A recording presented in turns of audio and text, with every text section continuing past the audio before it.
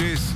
Patricia Bullrich con nosotros, exministra de Seguridad y desde esta noche presidenta de PRO, porque hoy se cierran las listas. Así y hay es. una sola.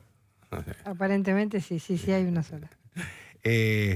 Patricia, lo primero que quiero preguntarle es sobre una declaración que me pareció importante que hizo hoy la expresidenta Cristina Kirchner, donde ella dice que hubo durante el gobierno de Macri grupos de tareas, creo que usa esta definición para hablar de los grupos de tareas de la dictadura, grupos de tareas para perseguirla a ella ante la justicia. Habla de la AFIP, de la Unión de Investigaciones Financieras, de la AFI, de la Oficina Anticorrupción. ¿Cuál es su opinión sobre esto? Pues es una denuncia grave, viniendo de una expresidenta, ¿no? A mí me parece que todos los hechos que están investigados en la justicia son hechos que tienen correlación con tareas que tienen que llevar adelante distintas instituciones del país. Instituciones que han sido votadas y evaluadas como instituciones necesarias por todos, no solamente por nuestro gobierno. La Oficina Anticorrupción es una oficina que comenzó a trabajar con nuestro gobierno durante los años del kirchnerismo, estuvo absolutamente sin funciones, congelada, no hacía absolutamente nada. La Unidad de Información Financiera, que debía investigar lavado de activos, cualquier delito, como todos sabemos, el lavado de activos es un precedente de un delito, claro, de la corrupción, del narcotráfico, de lo que sea. Bueno, son instituciones preparadas para eso. Si lo que se busca es que las instituciones no cumplan con su tarea y no sean, digamos, no generen demandas cuando tienen, digamos, información concreta, porque la Unidad de Investigación Financiera investiga, la Oficina Anticorrupción investiga. Si no se quiere que cumplan su tarea, que sean como fueran durante el kirchnerismo, digamos, instituciones nulas, de toda nulidad, que no hicieron absolutamente nada, bueno, ese es un modelo. Es un modelo en el que la discrecionalidad le gana a la institucionalidad. Es típico de Cristina y del kirchnerismo. Por eso ahora, que es vicepresidenta, plantea este tipo de investigaciones. No casualmente lo lleva al juzgado de Río Gallegos, ¿no? Así es. Lleva al juzgado de Río Gallegos La denuncia esta la hizo en el juzgado y hace otra en la FIP, donde tiene...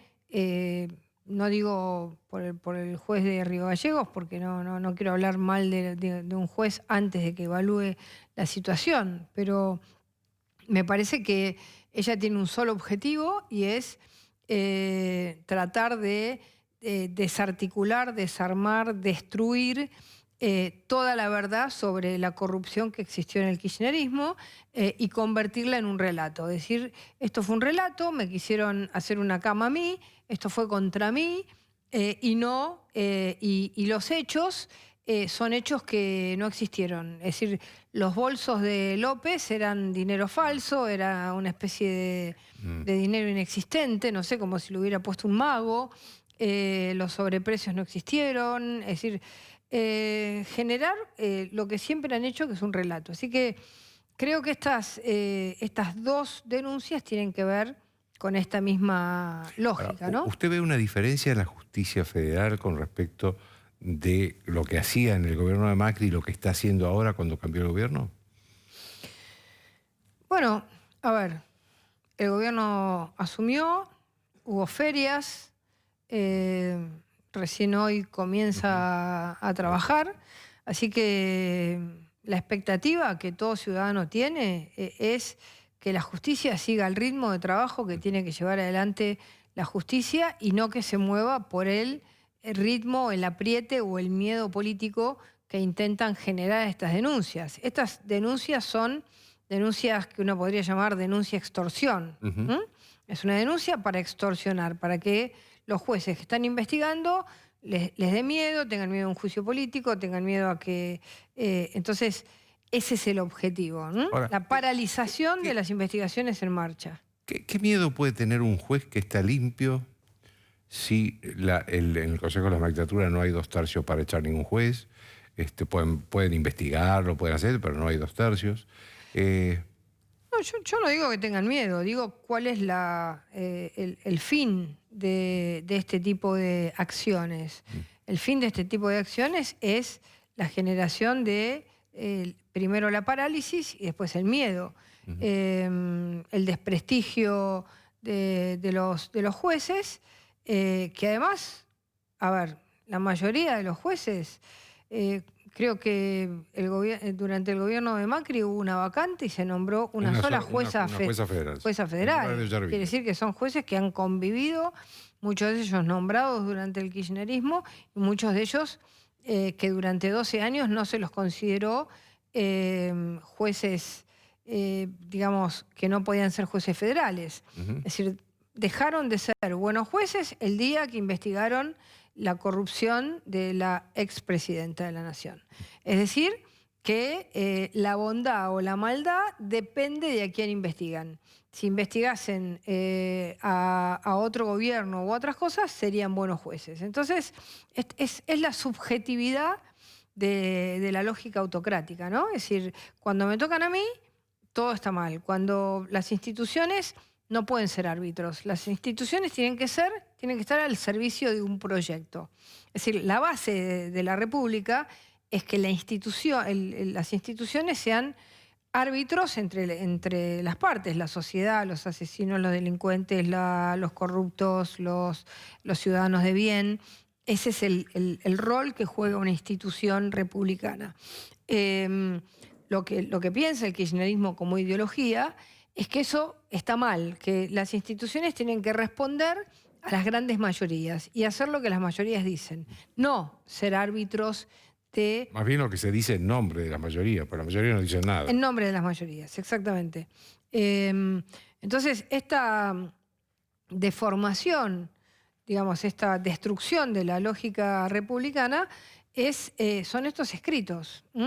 Las cosas, los hechos, los que se vieron, las cosas que están a la vista no existieron, fueron todos armados. Como si alguien le hubiera puesto a López el bolso de la plata y él salió corriendo a decir, digamos, a tratar de esconder algo que alguien le plantó. Digamos, es tan ridículo el pensamiento que evidentemente yo espero, digamos, que los jueces resistan en su deber. Claro. Porque no es una resistencia en un sentido de... Resistan en su deber, sean capaces de aguantar la presión que se está ejerciendo sobre ellos. Eso es lo que tienen que hacer. Y eso es lo que esperamos todos los ciudadanos. Y creo que no solamente los que votaron a Cambiemos, también creo que muchos que votaron al Frente de Todos saben que si no hay una justicia seria, bueno, las cosas pueden entrar en impunidad, porque no solamente la justicia es para los casos de corrupción, es para cualquier caso en las que la vida, la propiedad de la gente está en juego, ¿no? Los otros días estuvo acá Mario Negri y decía que había un gobierno bifronte, ¿sí? Con dos cabezas. ¿Usted coincide con eso? Bueno, también hay un presidente bifronte, ¿no? Porque es como que nos cambia sus ideas todos los días. Un día dice que está en contra del aborto, el otro día dice que no. Es como que, digamos, está bueno que... Está bien que la gente pueda cambiar de idea, yo no digo que no, pero me parece que también cambia demasiado rápido. Es interesante que no le diga al interlocutor solo lo que el interlocutor quiere oír, porque entonces la sociedad no va a entender demasiado qué es. Por ejemplo, cuando uno dice hay una ley de solidaridad y la ley de solidaridad es recortar las fórmulas la fórmula jubilatoria, ¿no? De aumentos jubilatorios. De los aumentos jubilatorios, que significaba un aumento del 11.5, y ahora suspenderla, y dijo que esto no iba a pasar, y ahora va a pasar. Hoy anuncian que va a pasar. Entonces, eso genera una situación como de permanente incertidumbre. Por supuesto que tiene la facilidad de que los actores sociales, que en el caso de Cambiemos fueron, digamos, los que atacaron permanentemente los cambios que nosotros quisimos hacer, ahora están, digamos, mudos, silenciosos, callados. Se refiere a los sindicatos, más que nada. Sindicatos, grupos sociales, todos. Nadie más salió a la calle. Nadie más cortó todos los días, la 9 de julio. Es decir, el nivel de complicidad, digamos, ahí uno se da cuenta que las ideas no valen por tal o que las necesidades no valen por tal, sino por quien está en el poder. Y ese es un gran problema de la Argentina. La oposición, y usted que va a ser uno de los principales dirigentes a partir de esta noche de la oposición, debe apoyar ahora en el Senado la ley que ya apoyó, el proyecto que ya apoyó en diputados, para autorizar al gobierno a negociar la deuda pública. Yo creo que sí. Yo creo que sí, porque en primer lugar nosotros habíamos presentado un proyecto parecido y no nos lo votaron. Que estas también son las cosas, ¿no? A nosotros no nos votan lo que después quieren que les votemos. Nosotros habíamos presentado, recuerdan, un proyecto de reperfilamiento que tenía una idea de cómo se podía negociar, no nos lo votaron. Bueno, estábamos cerca de las elecciones, quizás estaban especulando con el tiempo. ¿Por qué creo que se lo tenemos que votar?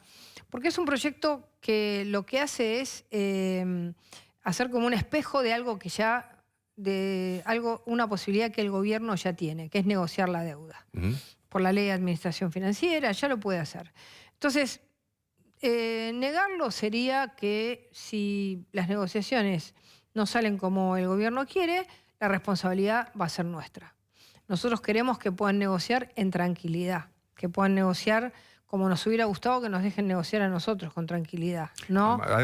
Todos los días hablando en contra de lo que habíamos hecho, que impedía y generaba incertidumbre. Nosotros desde el 11 de agosto vivimos en incertidumbre. Desde las PASO vivimos en total incertidumbre y cuando presentamos estas herramientas no nos las votaron. Nosotros no queremos que pase lo mismo que ellos nos hicieron a nosotros.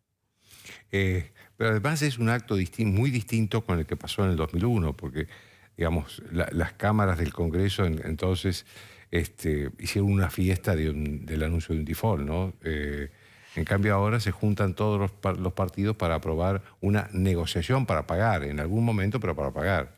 Bueno, esperemos que esto sea así, ¿no? Esperemos que esto sea así, que la Argentina no caiga en default. Nosotros no queremos que caiga en default. Somos serios respecto a lo que dijimos antes y lo que decimos ahora. Ahora, lo de la provincia de Buenos Aires llama la atención.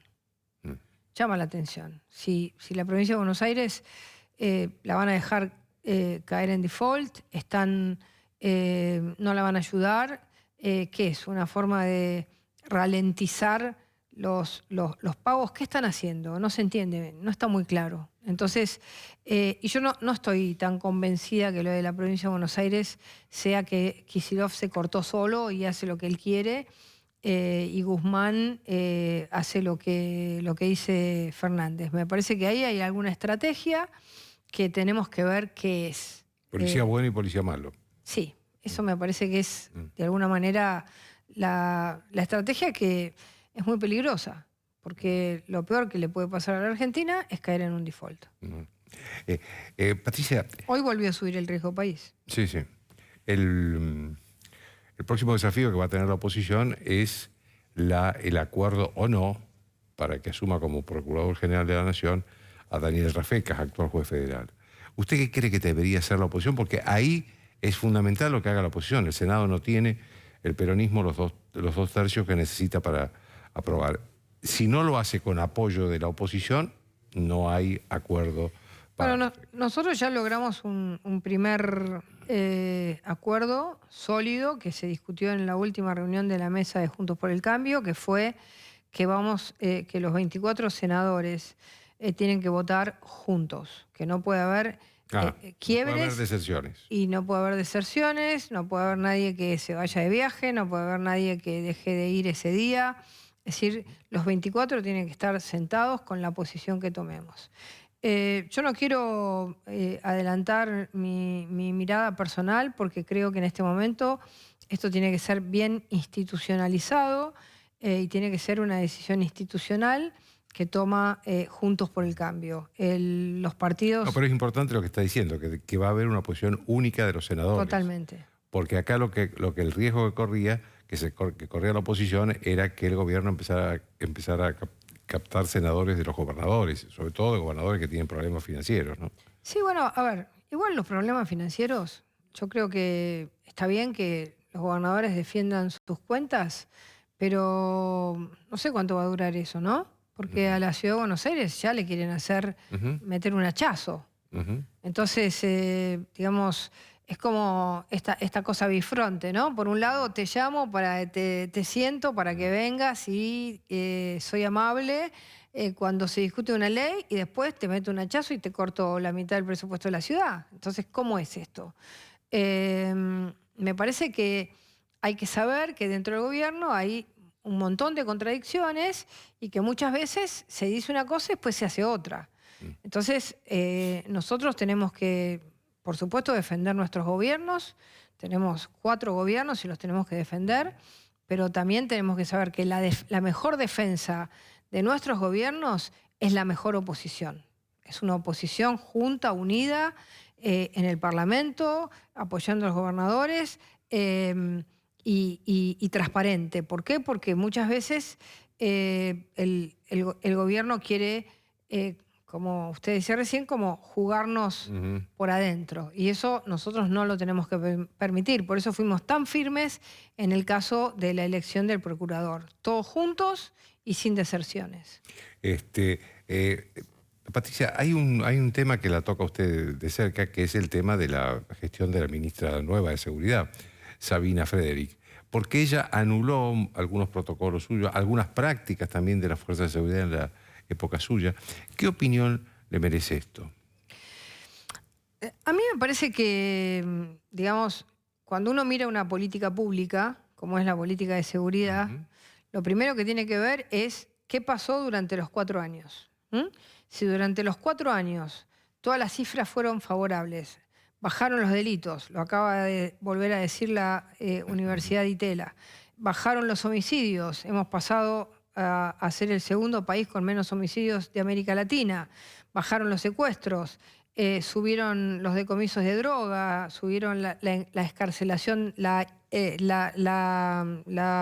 persecución de bandas de narcotraficantes, hubo mucho más condenas contra narcotraficantes, trabajamos contra las barras bravas. Bueno, todo eso se dio producto de una serie de instrumentos que fueron las que generaron mucha confianza en la fuerza de seguridad y mucha desconfianza en los delincuentes de que si las hacían las iban a pagar, que no era tan fácil, las cosas no estaban tan fácil. Entonces, yo creo que una política pública se mide así. Es decir, Frederick es una persona de la academia, una persona que sabe cómo medir una política pública. Me parece que arrancar con una... Ahora, ella, por lo que yo tengo entendido, nunca tuvo experiencia práctica, ¿no? Estuvo en el Ministerio de Defensa, en la Subsecretaría de Capacitación. Yo creo que si tales instrumentos dieron tal resultado, si yo derogo los instrumentos, ¿por qué los voy a cambiar?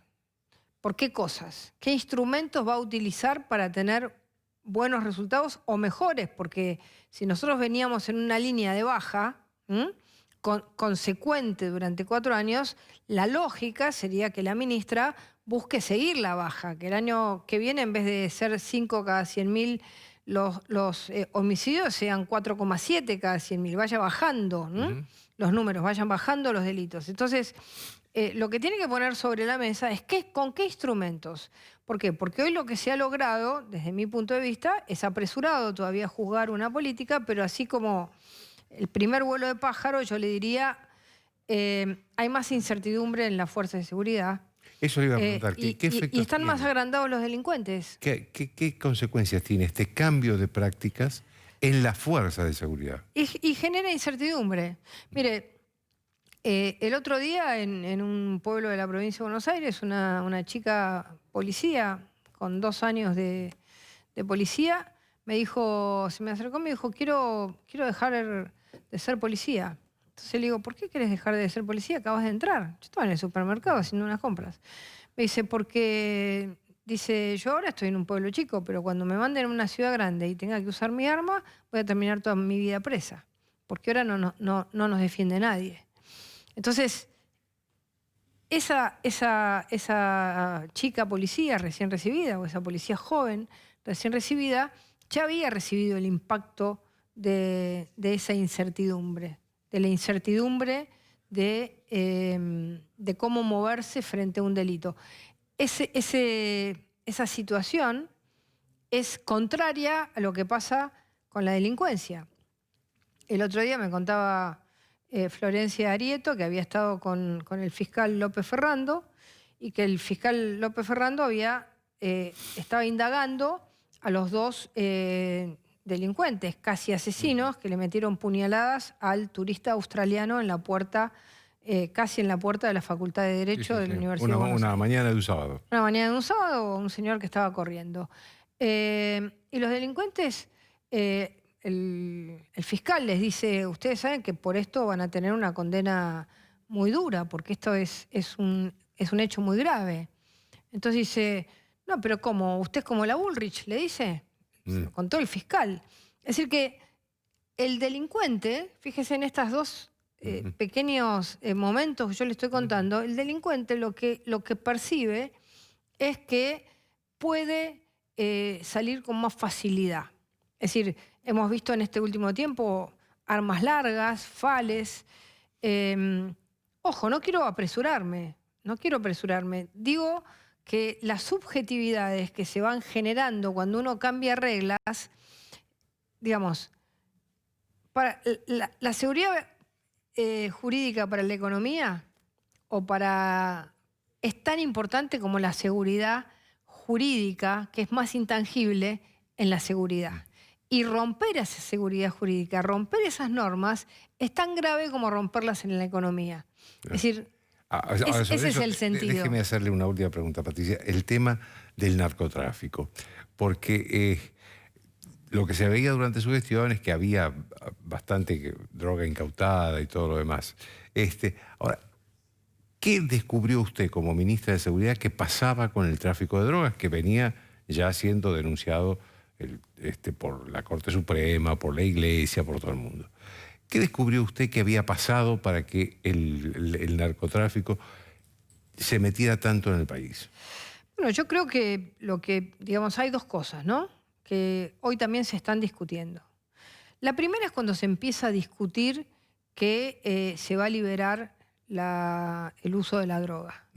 Es un tema complicado, porque los países que han liberado el uso de la droga han tenido un aumento enorme del uso de la droga, del consumo, de la muerte, de los accidentes. Entonces, cuando uno le saca el riesgo a algo, cada vez el consumo va hacia más jóvenes, hacia chicos más chicos. No, ¿qué riesgo tiene una pastilla? ¿Qué riesgo tiene fumar marihuana? ¿Qué riesgo tiene esto? Entonces, ese es un primer tema que me parece que lo han comenzado a poner sobre la mesa demasiado rápido. El segundo tema es que no había una conciencia y se decía que la Argentina era solamente un país de tránsito. Y un país de tránsito se transforma rápidamente en un país de elaboración, de venta y de negocios narcocriminales. Yo creo que hoy las fuerzas federales de seguridad están preparadas para la lucha contra el narcotráfico. No creo que el gobierno vaya, o la nueva ministra vaya a dejar de generar esta presión. Me parece que eso está muy instalado en la sociedad. Así que, además, creo que las fuerzas están muy ya... durante 4 años fue como todos los días. Vamos contra esta lucha, generarle las herramientas necesarias para que lo hagan. Así que esperemos que eso siga, que eso no decaiga. y que haya una conciencia de lo que significa la instalación del narcotráfico en un país. Es la pérdida de la soberanía. Claro. Es la pérdida total de la un soberanía. Estado dentro del Estado. Es un Estado dentro del Estado que además compra y corrompe absolutamente todo y genera miedo. Plata o plomo, decía Pablo Emilio Escobar Gaviria. O te mato o te compro. Y eso es lo que no puede pasar, la raya que no podemos pasar. Yo tengo esperanzas en que eso siga adelante. Y además las fuerzas están muy comprometidas con esa lucha. Gracias, Patricia. No, muchísimas gracias. Cuando volvamos, el análisis político con Eduardo Fidanza.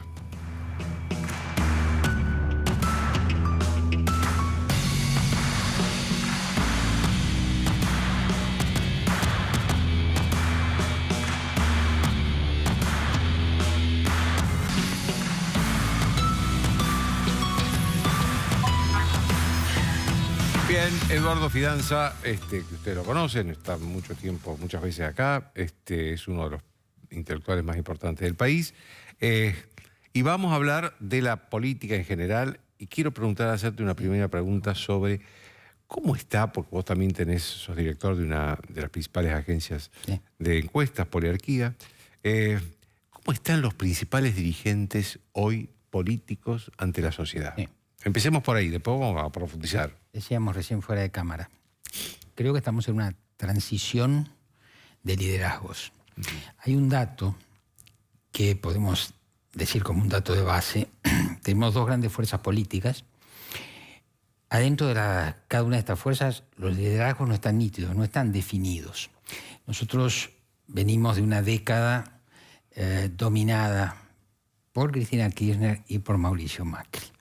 Cuando examinamos hoy las valoraciones de los principales dirigentes, ¿qué sucede?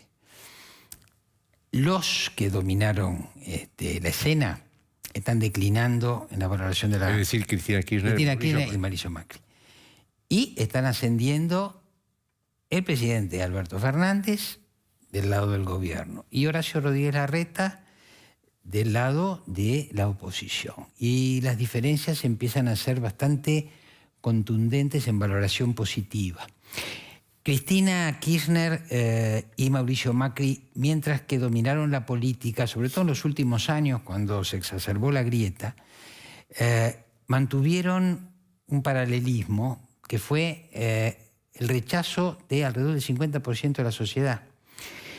Y esto se mantiene más o menos en este momento. La figura de Macri se va difuminando, se va diluciendo, porque Macri sale de la escena, un mes y pico fuera de la escena política en la Argentina es bastante, tiene una aparición bastante controversial, luego acepta un cargo en la FIFA que también es polémico. Luego, la expresidenta, yo creo que juega con instrumentos distintos al resto. Ella sigue concibiendo la política como una guerra, sigue entendiendo que lo que distingue es amigo-enemigo, y me parece que está muy enfocada a defender su propia situación con los argumentos a los cuales estábamos habituados cuando ella era presidenta. Lo que pasa es que, vamos a decirlo de esta manera, su propia creación, que fue Alberto Fernández es un político avesado y empieza a hacer su trayectoria y hoy acumula buenos porcentajes de imagen, buenos porcentajes de aprobación, y entonces ya ese político que podríamos llamar o discípulo o designado, ya tiene entidad propia. Entonces ahí se plantea, tanto de un lado como del otro, esta, digamos así, transición de las imágenes, ¿no? Ahora, de los liderazgos. Para esto debe haber alguna condición para que Alberto siga este camino de diferenciación. Bueno, obviamente. ¿Pero cuál es? ¿La política o la económica? No, a ver. La económica. No, a ver. Yo creo que hay un programa implícito en el peronismo. En la historia del peronismo ha habido muchos peronismos, ¿no es cierto? Pero hay un programa implícito. Siguen habiendo. Pero hay un programa implícito que es la reactivación del mercado interno. Este punto creo que es un punto muy importante. Vemos después si la economía puede permitir esto. Pero digamos, yo creo que esto está en la cabeza y en el programa de todo dirigente peronista que se precie. Y ahí kirchneristas y no kirchneristas también. Ahora, Alberto Fernández enfrenta el mismo problema que le dejó Macri, que a su vez, en otro sentido, lo dejó el kirchnerismo, que es la fragilidad de la economía, el endeudamiento de la economía, pero este endeudamiento hay que ponerlo junto con la fragilidad económica, con la falta de dinamismo de las exportaciones, en fin, ¿no es cierto?, con una cantidad de factores que le juegan a Argentina en contra. Y la carta que está jugando Alberto Fernández es la carta de estabilizar la economía, de atravesar este desfiladero de la deuda. Y en este clima, y es importante porque lo acabas de marcar y me parece importante, en un clima político de mayor comprensión de las principales fuerzas de cuál es el problema de fondo, ¿no es cierto? Y de una voluntad de demostrar que más allá de las diferencias políticas, Argentina es un Estado y los Estados tienen que, digamos, cumplir, honrar las deudas, etc. Así que este consenso básico existe. Y esto también es algo que hay que marcar, que son perfiles de liderazgo consensuales que se ven más en las cámaras legislativas, ¿no? Yo tengo la sensación de que así como en 2016 ocurrió, en este 2020 la actividad legislativa va a conseguir, como está consiguiendo, determinados consensos que la nación necesita para seguir adelante, ¿no? Sí, a mí me parece mucho, me sorprendió mucho el contraste entre aquel 2001 de un Congreso claramente aplaudiendo festivamente claramente la declaración del default más grande de la historia. Tal cual. Y ahora un Congreso también unido, pero para autorizar al gobierno a renegociar el pago de la deuda. Sí, lo que pasa, yo creo, Joaquín, que la clase dirigente argentina, las élites argentinas, no terminan de resolver el problema entre ideología y administración.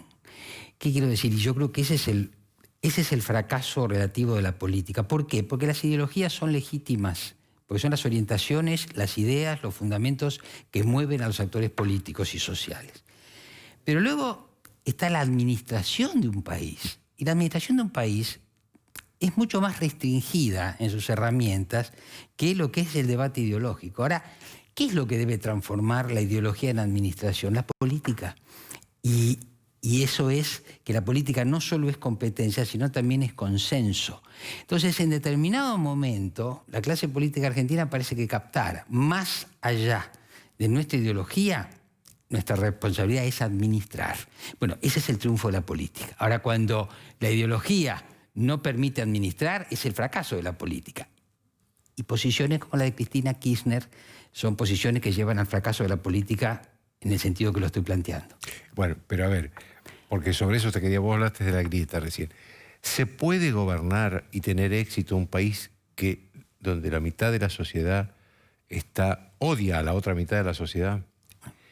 ¿Se puede resolver esta grieta? ¿Se puede resolver con Cristina Kirchner? Yo te diré esto. En primer lugar, vamos a relativizar. Felizmente este no es un país donde, ahí voy a poner un punto contigo, este no es un país donde el 50% odia al otro 50%. Se trata de algo que se conceptualizó hace pocos años, se llaman minorías intensas. Hay minorías que hoy tienen muchas herramientas, ¿no es cierto?, en el mundo mediatizado, contra otras minorías.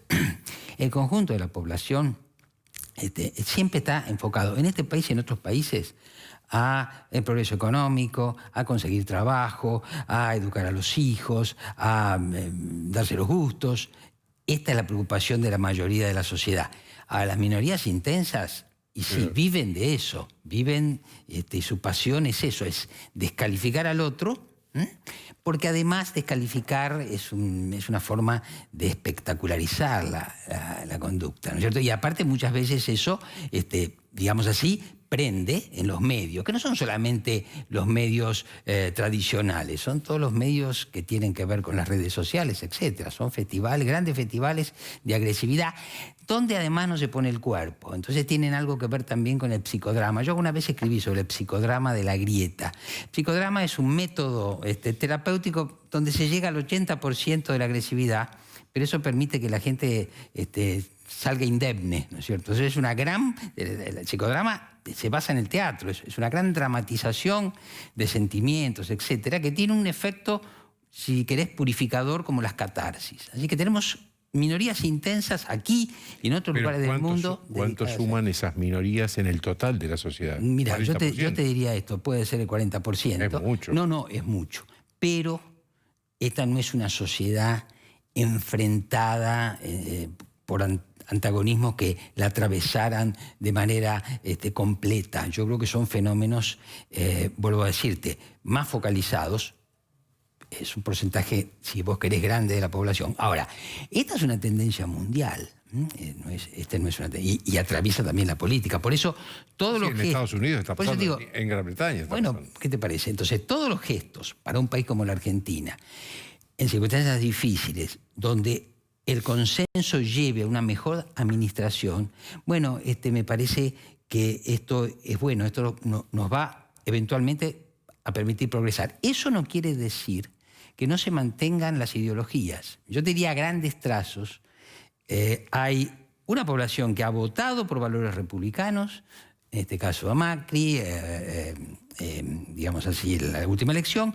Hay otro grupo de población que no ha votado tanto por valores que podríamos llamar populistas, pero sí en rechazo a una política económica que sintieron que los perjudicó. Bueno, eso está vigente. Hay peronismo, hay no peronismo. Hay peronismo, hay antiperonismo. ¿Qué opinas de una frase muy polémica de Durán Barba, la que calificó a Cristina como la mujer más brillante de la historia? Yo me debía abstener de opinar sobre Durán Barba, con el cual polemicé. Me parece que a Durán Barba le gusta escandalizar un poco y decir cosas para que todos los demás hablemos de lo que él dice. Punto. Me parece que a Durán Barba le pasó su momento, y eso también. ¿Sabés qué es lo que me extrañó de esa? Es que ningún peronista de los históricos o de los nuevos haya salido a defender el rol histórico de Eva Perón. Porque hemos vivido todas nuestras vidas escuchando a los peronistas hablar de Perón y Eva Perón. Sí. Cuando alguien dice, no, hay una mujer que es... No lo puedo... ¿Es el temor? No lo puedo descifrar. La verdad, francamente, no se me ocurre por qué podría ser el temor, pero no estoy en condiciones de evaluarlo. ¿Crees que hay... Ustedes, los sociólogos, toda la vida han soñado con los dos polos de centro-derecha y de centro-izquierda, y esto que acabas de decir sobre estas dos figuras, de alguna manera están expresando eso, Sí. más allá de los... Sí.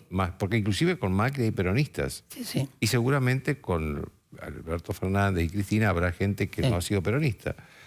¿Vos crees que se está conformando un polo de centro-derecha y de centro-izquierda? Yo creo que vamos lentamente a que se cumpla la hipótesis de Torcuato Di Tella, un sociólogo de gran envergadura en la sociología argentina.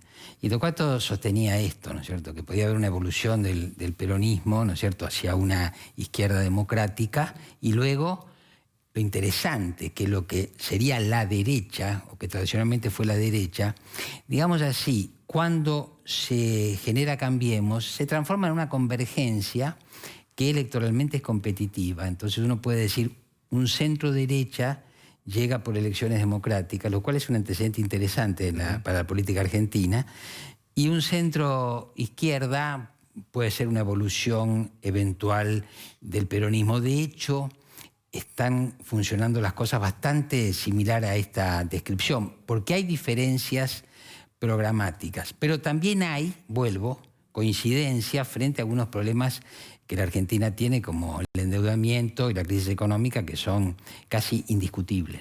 Vos nombrabas recién a Cambiemos o Juntos por el Cambio. Esa es una coalición fundamentalmente de tres partidos, y ahora se le agregó el peronismo de Pichetto. ¿Vos te lo imaginás unidos en estos 4 años que vienen? Bueno, algún alto dirigente de la coalición hoy opositora me decía, es más difícil mantener la unidad cuando se es oposición.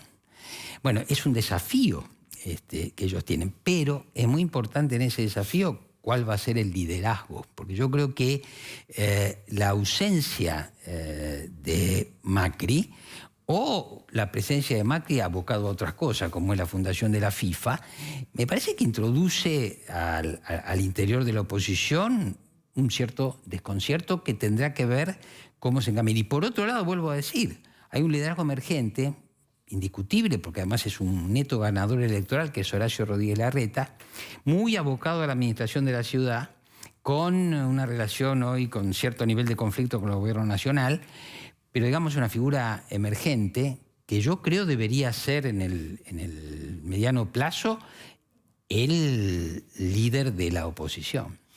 Déjame que te haga una última pregunta sobre Alberto Fernández estuvo por primera vez con el Papa la semana pasada y hubo alguna declaración de él que después fue aclarada, no digo desmentida, pero fue aclarada por el Vaticano, con ese estilo del Vaticano, que sobre el tema fundamentalmente del aborto, ¿no? Que ninguno de los dos lo llamó de esa manera, pero estaban hablando de eso. Sí. ¿Vos cómo interpretaste eso? No, a ver, dos cosas. La posición de la Iglesia respecto del aborto es clarísima, es doctrinaria. Y no cambia. Y no cambia. Distinto es qué hacen los sacerdotes frente a los casos concretos. Es la diferencia entre la doctrina y la pastoral. Así que eso hay que marcarlo, porque muchas veces se hacen interpretaciones de la Iglesia, bueno, también muy cargadas de ideología. La Iglesia es una institución social, religiosa, mundial. Entonces, la posición de la Iglesia no la va a variar. Después tendrá su pastoral, donde verá caso por caso.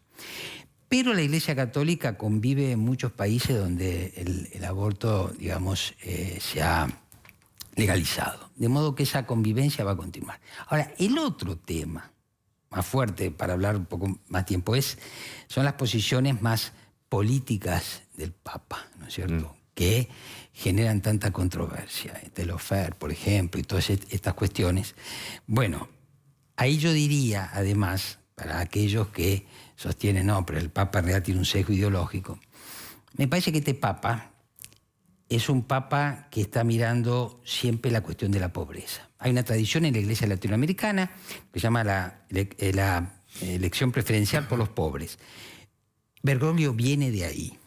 Entonces, en la medida que Bergoglio viene de la elección preferencial por los pobres, es un crítico muy férreo del capitalismo, ¿no es cierto? Mientras que defiende o habla de la persecución a líderes políticos, habla de los paraísos fiscales, critica al capital financiero. Bueno, este es el Papa. Este Papa es argentino. Este Papa, no sé si es prudente. Esta pregunta no me la hago yo, se la hace José María Poirier, director de Criterio, en una de las últimas cosas que escribe el año pasado en La Nación. Se pregunta, ¿será prudente este Papa? Y Poirier sabe de Iglesia. Bueno, yo también hago esa pregunta. ¿Será prudente? Ahora, es el que es. La doctrina de la Iglesia es histórica. Las tensiones entre la doctrina de la Iglesia y el capitalismo son históricas. Y este es el Papa. O sea, yo creo que el Papa va a juzgar al gobierno de Fernández por lo que el gobierno de Fernández haga en relación con la pobreza. Y eso es un punto que creo que tenemos que tener claro. Muchas gracias, Eduardo. No, por favor, gracias a vos. Una pausa.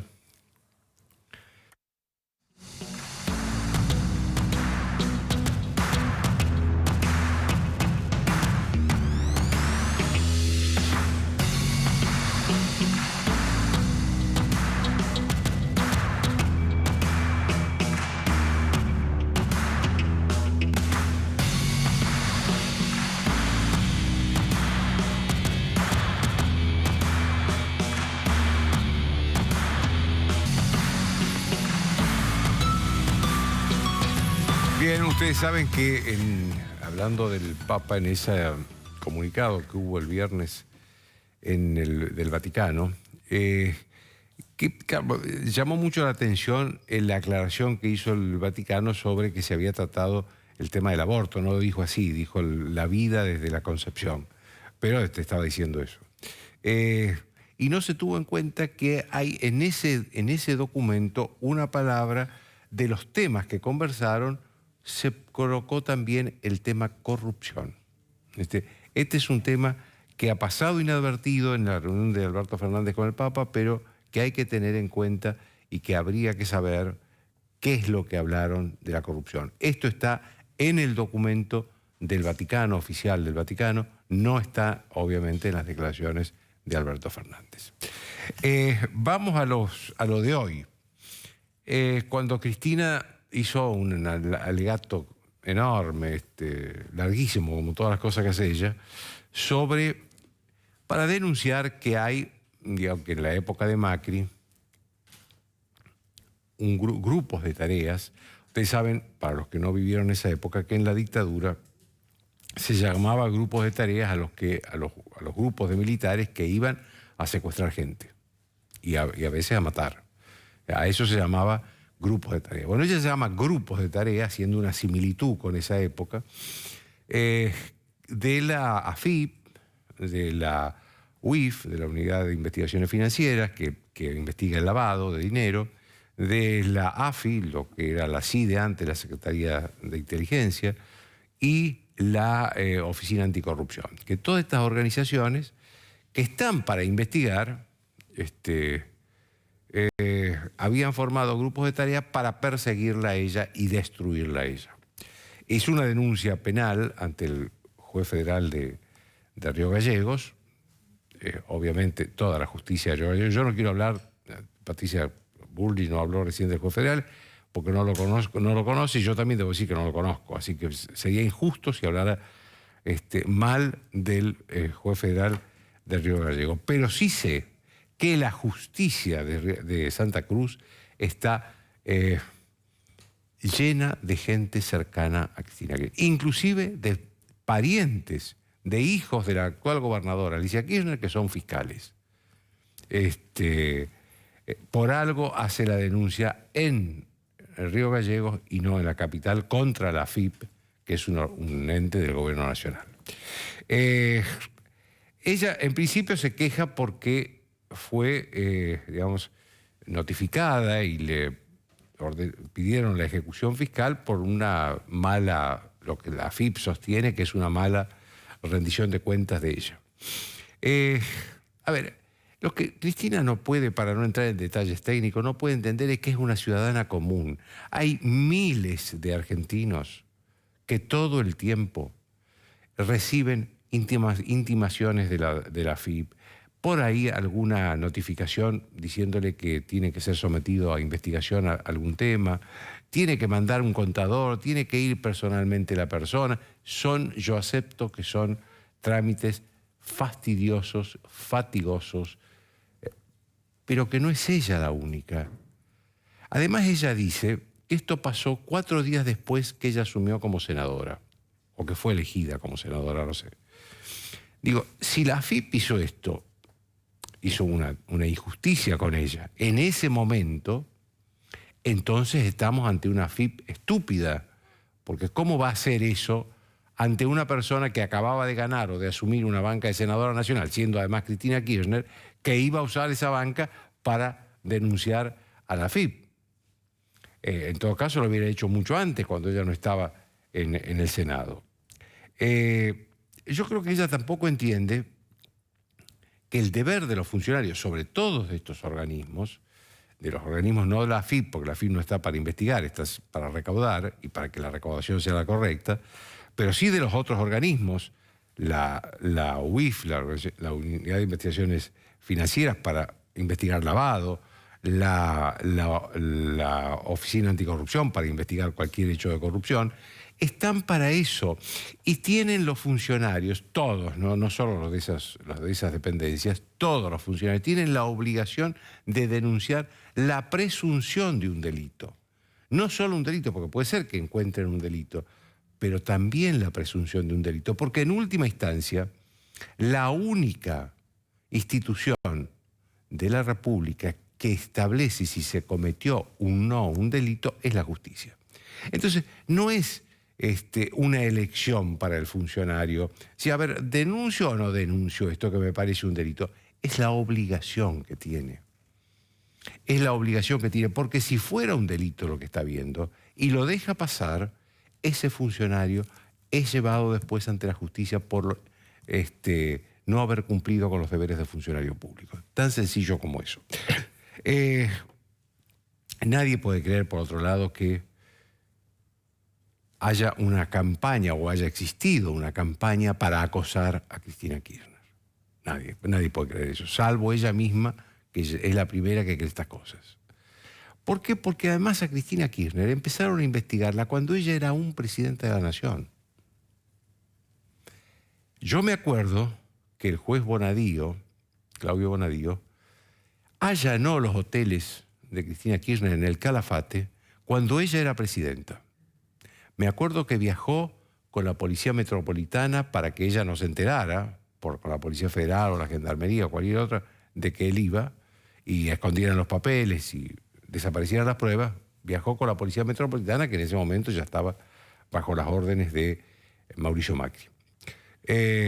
Viajó cuando ella era presidenta, allanó los hoteles de Cristina Kirchner cuando ella era presidenta, y por eso le valió que hoy, al juez Bonadío le valió que hoy, en ese extensísimo documento, lo llamara sicario judicial. Una falta de respeto. La verdad que se juntó a lo que parece a todas luces una falsedad, una denuncia falsa, a una falta de respeto a un juez que en última instancia es un juez que hace la parte de la investigación.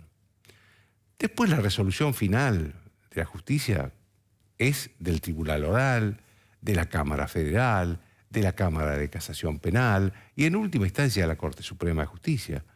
Vamos, llamar sicario a un juez que tiene solo la responsabilidad de la investigación y de enviar eso al juicio, lo que él haya conseguido investigar, a un tribunal oral, es una falta de respeto que además, no por Bonadío, sino por el Poder Judicial como institución de la República, no se merece.